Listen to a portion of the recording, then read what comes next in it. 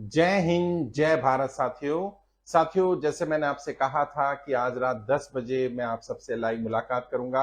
एक खास विषय है जिस पे बात रखनी है और दुष्यंत जी की एक कविता की 4 पंक्तियों से मैं अपनी बात शुरू करना चाहता हूँ। हम सब ने वो कविता सुनी है कि हो गई है पीर पर्वत सी पिघलनी चाहिए, इस हिमालय से अब कोई गंगा निकलनी चाहिए। सिर्फ हंगामा खड़ा करना मेरा मकसद नहीं, सारी कोशिश है कि सूरत बदलनी चाहिए। और ये बिल्कुल सटीक बैठती है हमारे इस मिशन, हमारे इस आंदोलन, हमारी इस क्रांति पर। हम में से किसी का भी उद्देश्य कोई हंगामा खड़ा करना नहीं है। हम तो सिर्फ ये सूरत, ये व्यवस्था बदलना चाहते हैं। ये व्यवस्था बदलनी चाहिए। और वो लोग जो बैंकिंग सिस्टम के शिकार हुए, जो लोग दुनिया से चले गए, सरकार को उस समय निर्णय लेना चाहिए था जनता की कर्जा माफी का, जब बड़े बड़े लोगों को राहत दी जा सकती है। तो आम इंसानों ने ऐसी कौन सी गलती कर दी? आम इंसान की सरकार है, जनता की सरकार है। और लोकतंत्र में अगर जनता के हित में ही फैसले नहीं होंगे तो सरकार का जनता के प्रति क्या औचित्य रह जाएगा? और जनता उस सरकार को क्यों चुनेगी जो सरकार जनता के हित में ही काम नहीं कर रही? पिछले एक सप्ताह से मैंने बहुत सारे बैंकरों से बात की है, अलग अलग स्तर के। बहुत सारे लोगों ने जब मीटिंग की तो उन्होंने ऑफ रिकॉर्ड, ऑन कैमरा तो ये लोग नहीं बोलते क्योंकि ऑलरेडी सर्विंग है, बहुत सारे लोग ऑफिसर्स हैं, कई लोग आरबीआई से भी जुड़े रहे हैं, एसोसिएटेड रहे हैं, कई लोग एसबीआई से जुड़े रहे हैं। उन्होंने ऑफ रिकॉर्ड ये बात बोली और लगभग सभी ने एक स्वर में ये बात बोली कि आपका मुद्दा सही है, बैंकिंग सिस्टम बहुत ज्यादा गलत चल रहा है और आम जनता के हित में बैंकिंग सिस्टम काम नहीं कर रहा। आपको इस बैंकिंग सिस्टम के खिलाफ आवाज उठानी चाहिए थी और आपने सही निर्णय लिया कि आप इस बैंकिंग सिस्टम के खिलाफ बोले। किसी ना किसी को बोलना ही था। और उन्होंने 2-3 बातें बताई जो जनता के शायद हित की है लेकिन जनता को नहीं पता है। जैसे मैंने कल भी एक वीडियो बनाया था, 2-4 दिन पहले वीडियो डाला था जिसमें मैंने बताया था, उन्होंने ही गाइड किया मुझे। उन्होंने कहा कि अगर किसी व्यक्ति की आर्थिक स्थिति खराब है तो ये उसका अधिकार बनता है कि वो जाकर के बैंक से अपनी बात करे, अपनी स्थिति के बारे में बताए। और ये बैंक का कर्तव्य बनता है, बैंक की ड्यूटी बनती है कि उस व्यक्ति की स्थिति के बारे में सुना जाए और जो उचित हो सके वो निर्णय बैंक उसके हक में ले, उसके हित में ले। बैंक कस्टमर के लिए, क्योंकि वो कस्टमर है, कंज्यूमर है, कस्टमर और कंज्यूमर के राइट्स की, अधिकारों की रक्षा करने के लिए बैंक के ऑफिसर्स या बैंक के मैनेजर्स हैं। पूरा बैंकिंग सिस्टम कस्टमर की प्रोटेक्शन के लिए बनाया जाता है, लेकिन हो उल्टा रहा है, कस्टमर को हरेस किया जा रहा है। और जो एनबीएफसी कंपनियां हैं उनके बारे में उन्होंने बताया कि एनबीएफसी कंपनियां जो समूह में लोन देते हैं वो लोग किस तरह से लोगों के साथ मिसयूज कर रहे हैं और जो अधिकार उन्हें नहीं है उस अधिकारों का भी इस्तेमाल करते हैं। जैसे अगर किसी के साथ कोई डिफॉल्ट कर जाता है तो बैंक की जिम्मेदारी बनती है कि बैंक कस्टमर से बजाय ईएमआई पूछने के वो फोन करे ये पूछने के लिए कि आपकी स्थिति खराब है, क्या दिक्कत आई है, क्या समस्या आई है और बैंक आपका क्या सपोर्ट कर सकता है। यहां तो बैंक के लोग क्या करते हैं, आपकी ईएमआई डिफॉल्ट कर जाती है और रिकवरी एजेंट वालों को दे दिया जाता है और गाली गलौज करना शुरू कर देते हैं। और उन्होंने बताया कि इसमें अलग अलग लेवल होते हैं। बकेट बोलते हैं, वो बकेट 1 में डाल दिया जाता है अगर आपकी एक ईएमआई बाउंस होती है, बकेट 2 में डाल दिया जाता है अगर आपकी 2 ईएमआई बाउंस होती है और अगर 3 ईएमआई बाउंस हो जाते हो आपको एनपीए कर दिया जाता है। बकेट 1 का मतलब है कि आपको एक पर्टिकुलर कैटेगरी की एजेंसी को दिया जाएगा आपका केस और वो आपसे पोलाइटली बात करके आपसे रिकवरी का काम करेंगे। बकेट 2 का मतलब है कि आप किसी थोड़ी हार्श एजेंसी को काम दिया जाएगा। ये उन लोगों ने, बैंकर से नहीं पता ये सारी टर्मिनोलॉजी, मुझे इसके बारे में ज्यादा आइडिया नहीं था। और एक एसबीआई के ऑफिसर से भी बात की मैंने, उन्होंने तो क्लियरली कहा कि सर ये जो अंडरराइट किया जाता है वो एक तरह की सुविधा है जो किसी को भी मिल सकती है, आम व्यक्ति को मिल सकती है, लेकिन आम व्यक्ति को ना तो बताई जाती है और ना ही बैंक इसके बारे में बात करते हैं, जबकि कंज्यूमर को ये बात पता होनी चाहिए। अगर पता होगी और उसकी स्थिति खराब हो रही है या होने वाली है तो बैंक से जाकर के बात कर लेगा और बैंक उनकी मदद कर देगा। कई केसेस उन्होंने बताया, कई एग्जांपल दिए उन्होंने किस तरह से हाउसिंग लोन में, एजुकेशन लोन में, गाड़ी का लोन था, पर्सनल लोन में, बिजनेस लोन में लोगों की मदद की गई है।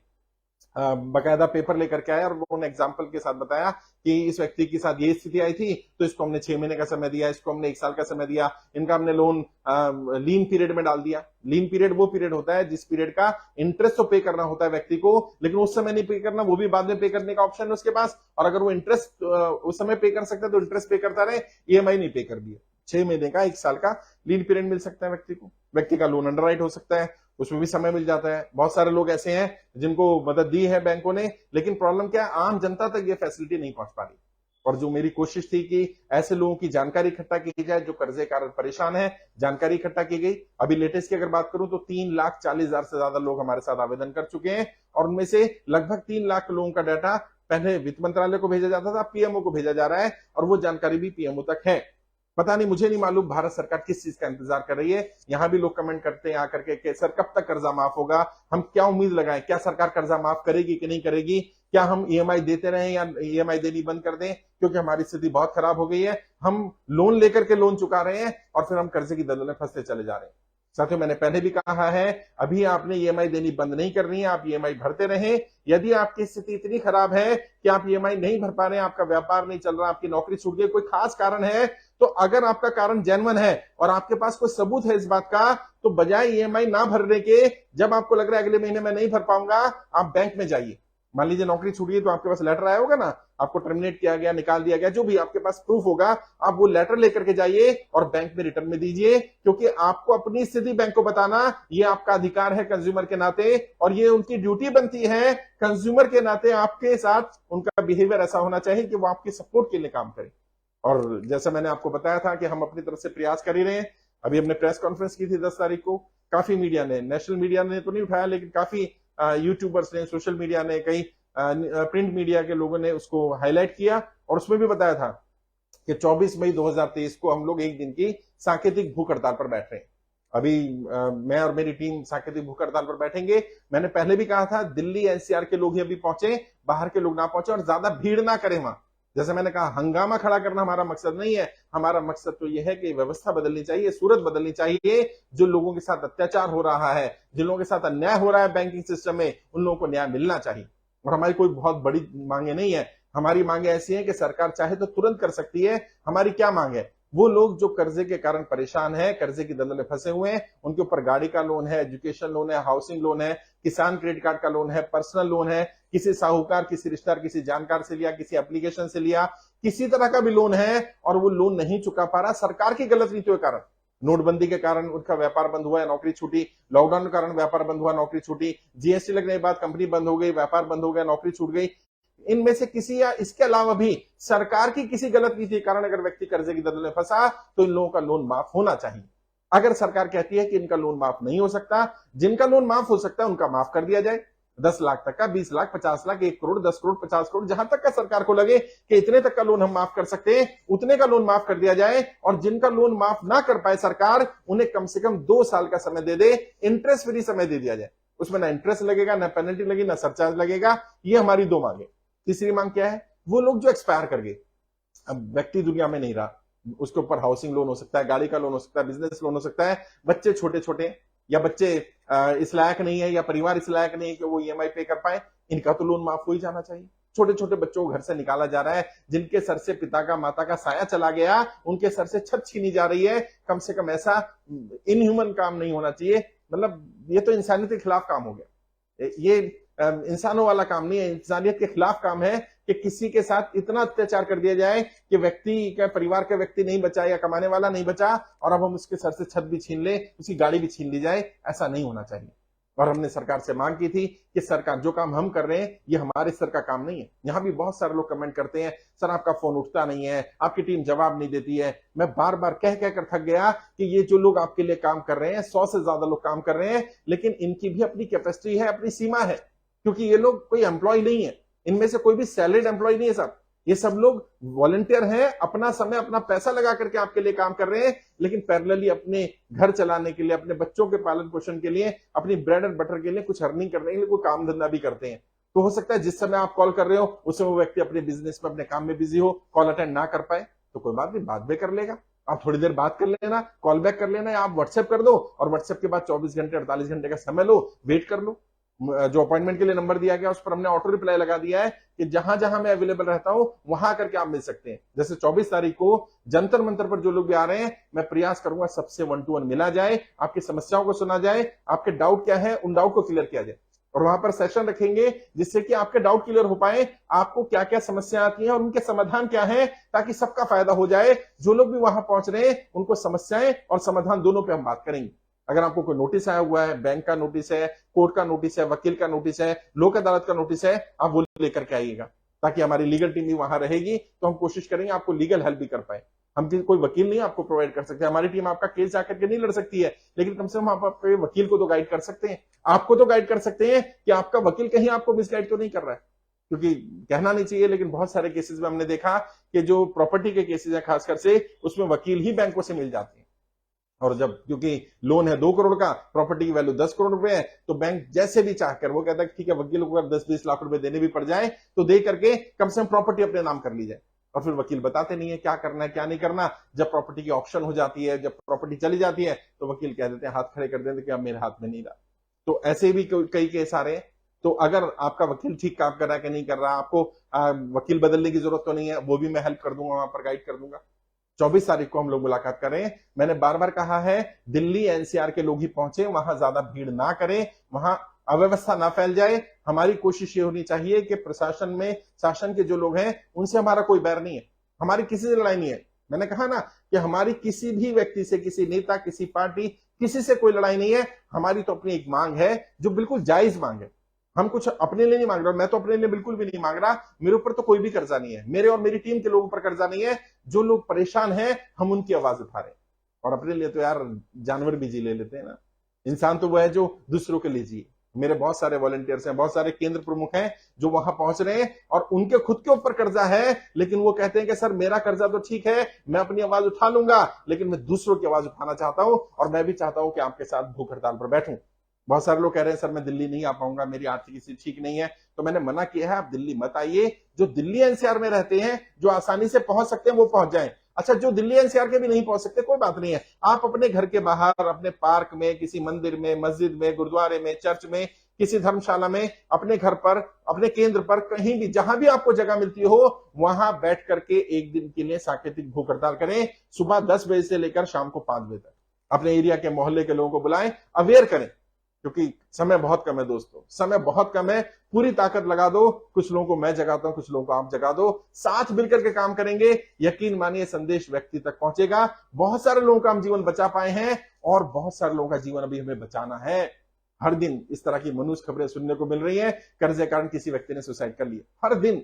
और सरकार के ये आंकड़े हैं, 20,000 ज्यादा लोगों ने केवल 1 वर्ष में कर्जे कारण आत्महत्या की है। तो सोचिए, और ये तो वो आंकड़ा जो रिपोर्ट हो गया, इससे कई गुना ज्यादा आंकड़ा वो है जो रिपोर्ट नहीं हो रहा है। अभी भी जहां भी लोगों से मिलता हूं, बात करता हूं, व्यापारियों से मिलता हूं, कोई बताता है हमारे परिवार में किसी व्यक्ति ने आत्महत्या कर ली, कोई बताता है हमारे नोन में कोई व्यक्ति दुनिया से चला गया, और सबका कारण एक ही मिलता है, कर्जा। बहुत बड़ी समस्या है। सरकार अभी तक इस समस्या को समस्या नहीं मान रही थी, इसकी गंभीरता नहीं समझ रही थी। अब सब सरकार के पास जब डाटा जा रहा है, जब सरकार को दिख रहा है कि इतने सारे लोग हैं, तो सरकार अब इसकी गंभीरता को समझने लगी है, और ये हमारे लिए अच्छी बात है। और शांतिपूर्ण, जो हमने अभी धरना प्रदर्शन के लिए बोला है, शांतिपूर्ण तरीके से धरना प्रदर्शन करना है। एक दिन का हमारा जो भूख हड़ताल है, शांतिपूर्ण रहना चाहिए। इसमें हमने कोई पुतला दहन नहीं करना, कोई नारेबाजी नहीं करनी, कोई किसका विरोध नहीं करना।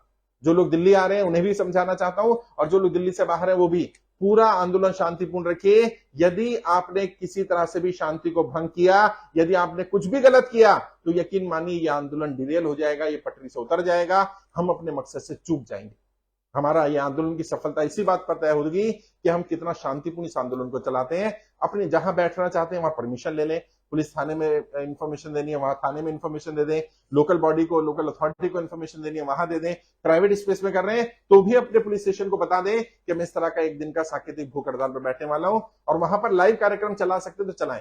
अगर आपके पास लैपटॉप है तो लैपटॉप में आप मेरा पेज शाहनवाज चौधरी भारती, इसको लॉग इन कर लेना। कार्यक्रम लाइव हम चलाने की कोशिश करेंगे, पता नहीं चला पाएंगे, नहीं चला पाएंगे, बट कोशिश करेंगे कि फेसबुक पेज पर पूरा कार्यक्रम लाइव चले, ताकि आप देख पाए कि कार्यक्रम कैसे चल रहा है। संवाद भी करेंगे, लोगों से बातचीत भी करेंगे, 1-to-1 भी मिलेंगे, लीगल हेल्प भी करेंगे। जिन लोगों ने ऑलरेडी फॉर्म भरा हुआ है, उन लोगों के फॉर्म जो वित्त मंत्रालय पीएमओ भेजे गए, उनका रजिस्ट्रेशन नंबर, फाइल नंबर उन्हें मिल जाएगा, ताकि कहीं पर भी कम्युनिकेट करने में उनको आसानी हो। बैंक में अगर कोई कम्युनिकेशन करना है तो आप अपना फाइल नंबर बताएंगे तो बैंक के लिए भी आसानी होगी। अगर आपको सरकार से कोई कम्युनिकेशन करना पड़ जाता है, सरकार पूछ लेती, तो भी आपके पास फाइल नंबर होना चाहिए। जिन लोगों ने फॉर्म नहीं भरा है, वो लोग जब वहां पहुंचेंगे जंतर मंतर पर, तो उनके वहीं फॉर्म भरवा दिए जाएंगे। वो लोग जिन्होंने फॉर्म भरा हुआ है वो लोग भी पहुंचे, जिन्होंने फॉर्म नहीं भरा है उन्हें भी साथ लेकर के आ सकते हैं। और कोशिश करेंगे शांतिपूर्ण तरीके से जनता के साथ संवाद किया जाए, आप लोगों से बातचीत की जाए, आपकी समस्या को सुना जाए, और सरकार पर भी दबाव पड़े। और मुझे लग रहा था कि पहलवान जो वहां बैठे हुए हैं वो भी अपनी मांगे लेकर के, और उनकी मांगे भी जायज है, मैंने भी वहां जाकर के 2 बार उनकी मांगों का समर्थन किया है। और किसी बच्ची के साथ, किसी भी बच्ची के साथ, किसी भी घर की बच्ची के साथ अगर गलत हुआ है तो उसकी जांच तो न्यूट्रल होनी चाहिए। जिस तरह का चाइल्ड अब्यूज का एक्ट लगा है उसमें तो तुरंत अरेस्ट हो जाता है व्यक्ति, लेकिन सरकार उसमें भी पहल नहीं कर रही है। तो हमें उन बच्चों का भी साथ देना, उनका भी समर्थन करना है। तो वहां वो ऑलरेडी बैठे हुए हैं, तो हम ये नहीं चाहते बहुत ज्यादा भीड़ भाड़ हो। आप लोग आइए, आराम से आइए, और सुबह 10 बजे से लेकर के शाम को 5 बजे तक, 4:30 बजे तक हम वहां रहेंगे।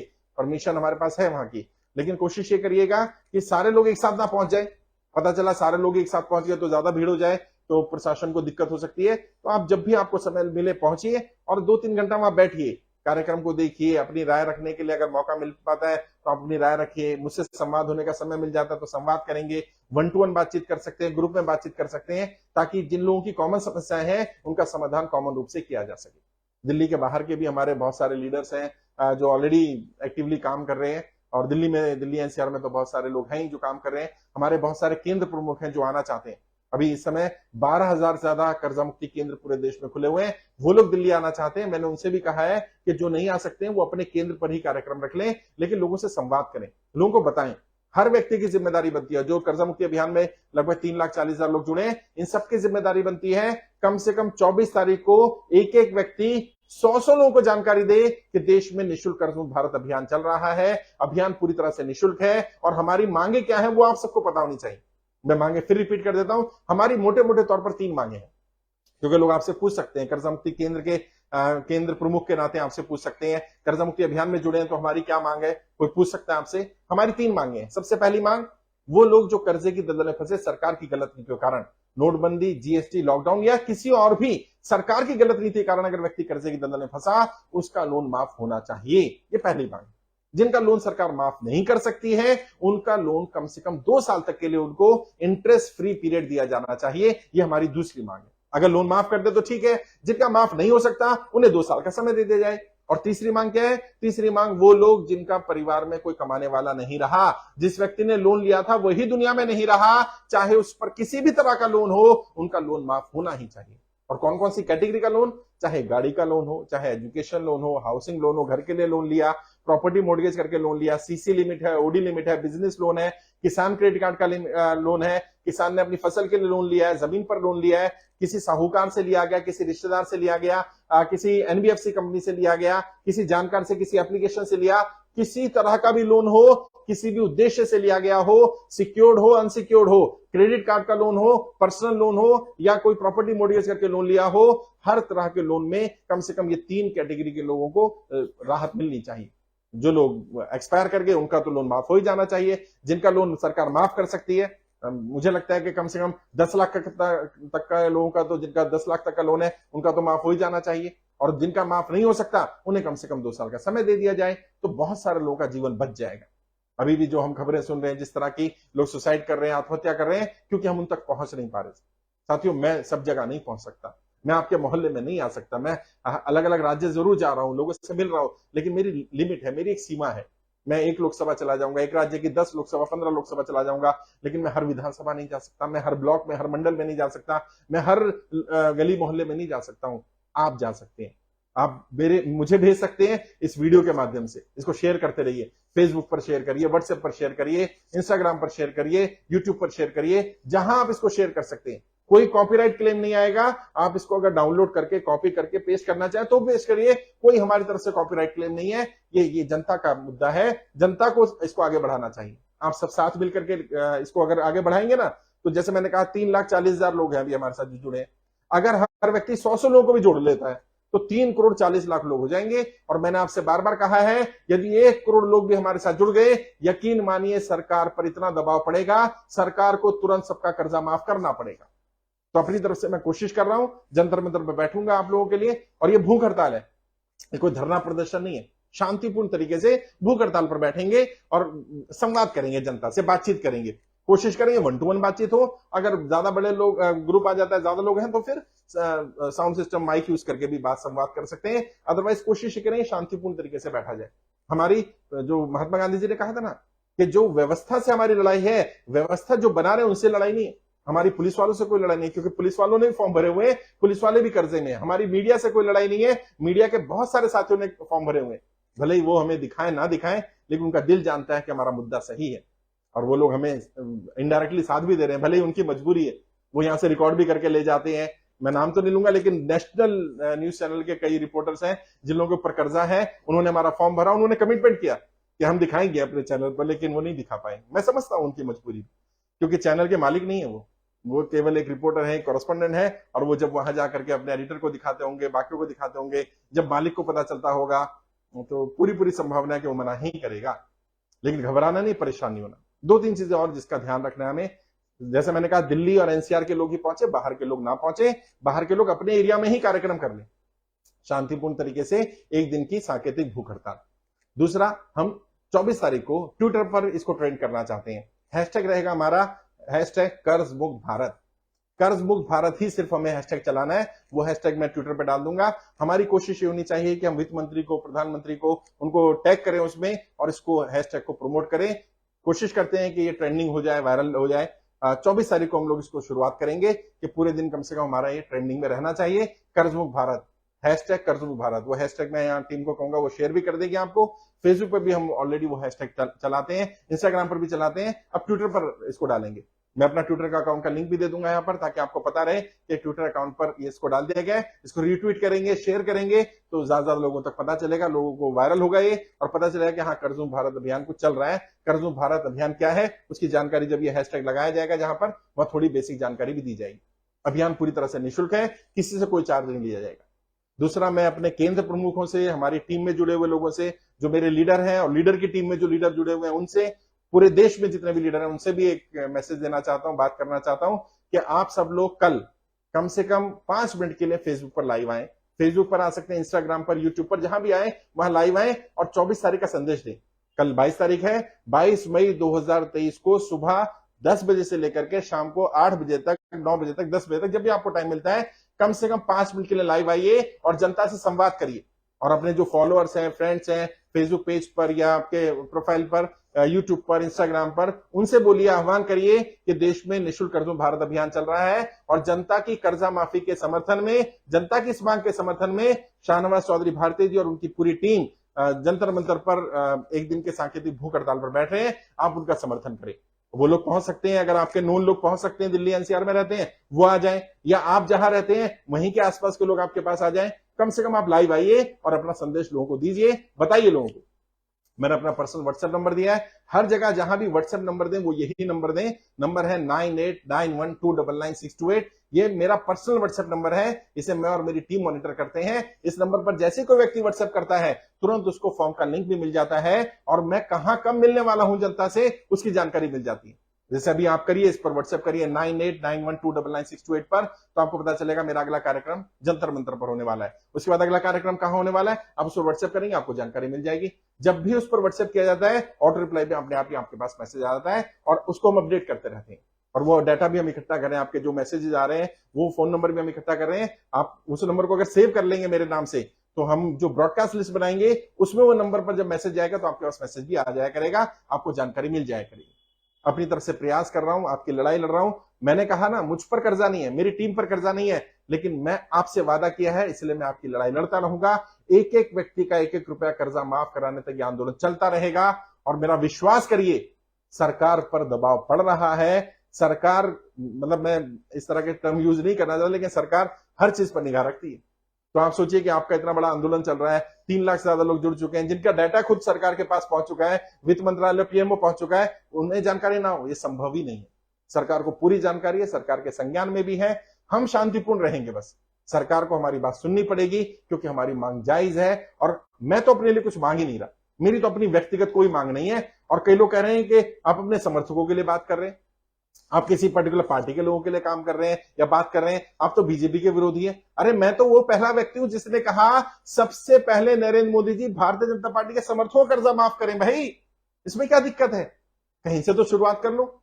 हमारी किसी पार्टी, किसी नेता से कोई विरोध नहीं है, कोई लड़ाई नहीं है। हां, इतना जरूर है, जो नेता पार्टी जनता के इस मुद्दे पर जनता का साथ नहीं देगा, मैं आह्वान करूंगा अपने साथियों से, अपनी टीम के लोगों से, वो भी उस पार्टी, उस नेता का साथ नहीं देंगे। और अभी हमने 540 सांसदों को, क्योंकि 543 सांसद हैं, 3 सांसदों की सीटें खाली हैं, वहां पर अभी चुनाव होना बाकी है, वो सीट नहीं है, सांसद अवेलेबल नहीं है वहां पर। 540 सांसदों को व्हाट्सएप के माध्यम से संपर्क कर लिया गया है, मेल कर दिया गया, लेटर बाय पोस्ट लेटर भेजा गया है, बाय हैंड लेटर भेजा गया है, और उनमें से कईयों के जवाब भी आए। अभी 4-5 सांसदों के जवाब आए और हम सबके लिए खुशखबरी की बात यह है, जितने भी जवाब आए हैं सभी सांसदों ने जनता की कर्जा मुक्ति के अभियान का पूरी तरह समर्थन किया है। अभी बस मैं इंतजार कर रहा हूं कि बाकी सांसदों के भी जवाब आ जाए, फिर मैं आपको बताऊंगा कि आपके क्षेत्र का सांसद क्या कह रहा है इस मुद्दे पर, क्या वो आपके साथ है कि नहीं है। और जो सांसद हमारे साथ हैं उन सांसदों से अपील करेंगे कि वो सदन में इस मुद्दे को उठाएं ताकि जनता का मुद्दा सदन में जाए।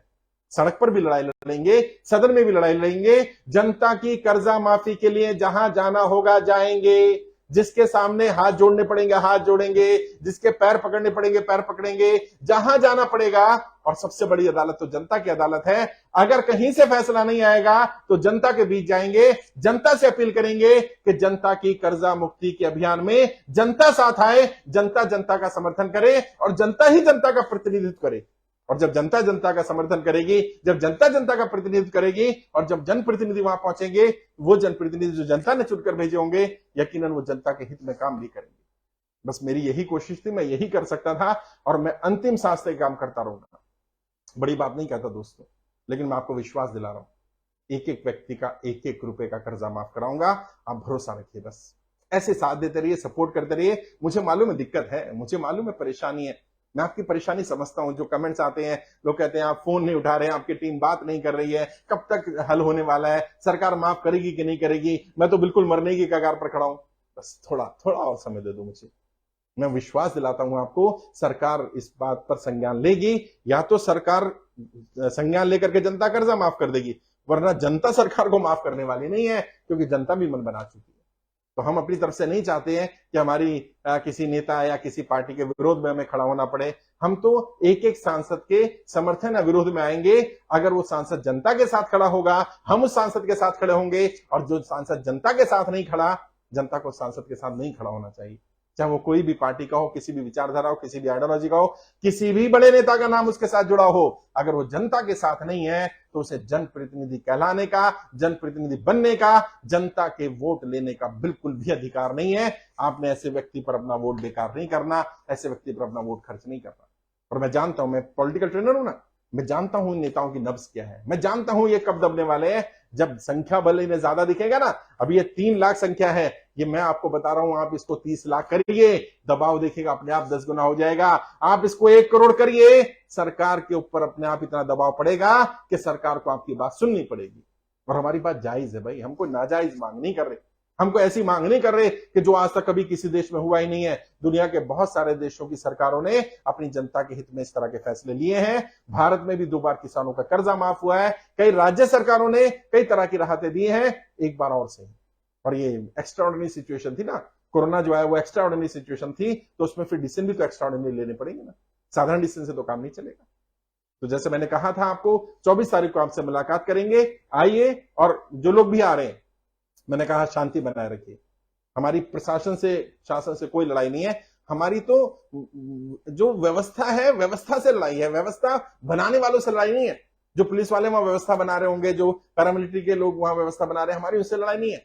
हमने उनका आदेश मानना है, उनकी बात माननी है, परमिशन हमने इसीलिए ली है ताकि हम लोग शांतिपूर्ण वहां बैठ पाए, आराम से बैठेंगे, बातचीत करेंगे, संवाद करेंगे, समस्याएं सुनेंगे, जितना समाधान कर सकते हैं समाधान करेंगे, और सरकार से अपील करेंगे कि सरकार जल्दी से जल्दी संज्ञान ले। और मीडिया को भी हम इनवाइट भेज रहे हैं, और जो मीडिया के साथी मुझे सुन रहे हैं उनसे भी रिक्वेस्ट करना चाहता हूं, आप पहुंचिए। ये आपका मुद्दा है, ये जनता का मुद्दा है, ये आम इंसान का मुद्दा है, एक एक व्यक्ति का मुद्दा है, और इस पर आपको आना पड़ेगा, आना चाहिए आपको। ये मीडिया, ये सब चीज जनता ही तो आपको इतना बड़ा बनाती है, जनता के आप हीरो है ना। और जितने भी यूट्यूबर्स हैं, जितने भी सोशल मीडिया पर एक्टिविस्ट हैं, पॉलिटिकल एक्टिविस्ट हो या सोशल एक्टिविस्ट हो, उन सबको भी रिक्वेस्ट करूंगा वो लोग भी वहां पर पहुंचे, हमारी बात भी सुने, अपनी बात भी रखें। हो सकता है हम कहीं गलत हो सकता है हमारी मांग का तरीका गलत हो सकता है हमारी मांग में कुछ संशोधन होने की जरूरत हो। वो लोग जो इंटेलेक्चुअल है वो आए, अपनी राय दें, और हम ओपन है हर चीज के लिए। अगर हमें अपना तरीका बदलना होगा हम तरीका बदल लेंगे। अगर वो कहते हैं कोई और तरीके से हम आपकी मांग मांगी जा सकती है, मानी जा सकती है, हम उस तरीके पर चल लेंगे। हम बिल्कुल भी